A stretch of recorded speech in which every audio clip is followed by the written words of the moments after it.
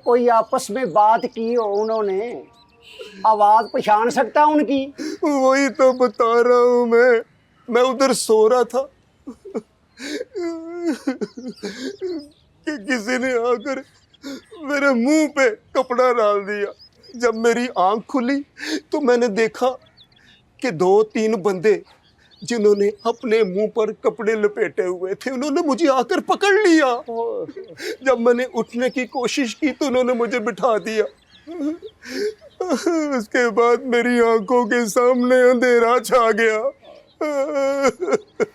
आखिरी बात जो मुझे याद है उनमें से एक ये कह रहा था कि जाकर अलमारी का ताला तोड़ दो।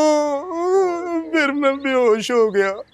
जब मुझे होश आया तो मेरे हाथ और पाँव कपड़े से बंधे हुए थे और मेरे मुंह को भी उन्होंने कपड़े से बंद किया हुआ था। उसके बाद फिर सुबह नीलो और इसके साथियों ने आकर मुझे खोला। अभी तक निशान है। सब्र कर पारफीक, सब्र कर। उन्हीं का काम ना हो। नहीं, ये उनका काम नहीं है। वो तो सारी रात बब्बर शाह के डेरे पर थे। तुम लोग ये सोचो कि सबसे ज्यादा तकलीफ किसे थी हमें खजाना मिलने पे? हमसानियों को और नेकों को। बस भाई बस, इन दोनों में से किसी एक का काम है पारफीक।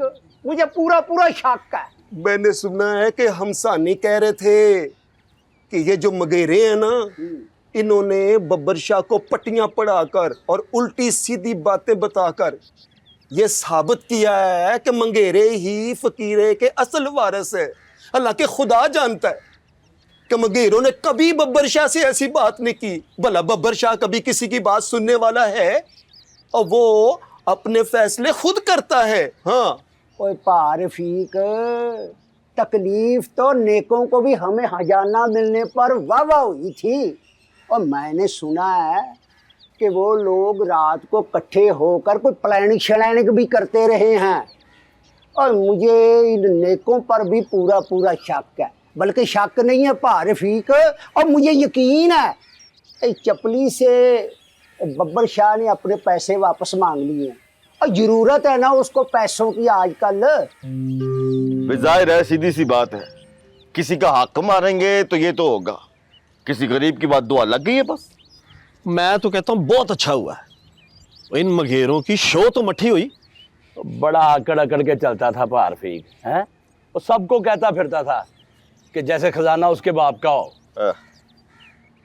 यार जो भी है, कुछ खुशी की बात नहीं है ये। भाई आज उनकी चोरी कल को हमारी भी हो सकती।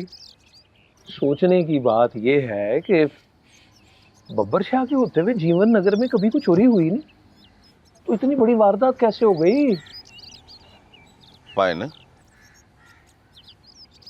ऐसा तो नहीं है कि ये गेम मगेरों ने खुद डाली हो और इल्जाम हम हमसानियों पे लगा दें। ऐਵੇਂ ही लगा दें, छितर भी खाएंगे हमसे। तो लगा ना दें, लगा दिया है। और पारफीक सबको कहता फिरता है कि सबसे ज्यादा तकलीफ हमसानियों को थी और खजाना भी हमसानियों ने चोरी किया है। लो जी, चेक किया जरा। तो बब्बर शाह ने फैसला किया, हमने मान लिया, फिर वो हमारे खिलाफ क्यों बातें कर रहे हैं? और वो मास्टर तो फैल सबको कहता फिर रहा है कि नेको ने रात को इकट्ठे होकर चोरी की प्लानिंग की थी। मास्टर तफैल का तो दिमाग फिर गया। वो तो ये भी कह रहा था कि चपली को पैसों की जरूरत थी, इसलिए उसने चोरी करवाई है। और मैं पागल हूँ? मुझे नहीं पता कि जीवन नगर में चोरी की सजा क्या है? हैं? मैं क्यों करूंगा चोरी या करवाऊंगा? मास्टर तफैल और रफीक बब्बर शाह की तरफ जा रहे हैं। लो वो पहुंच भी गए हैं। देखिए जीवन नगर, हफ्ता रात 8 बजे।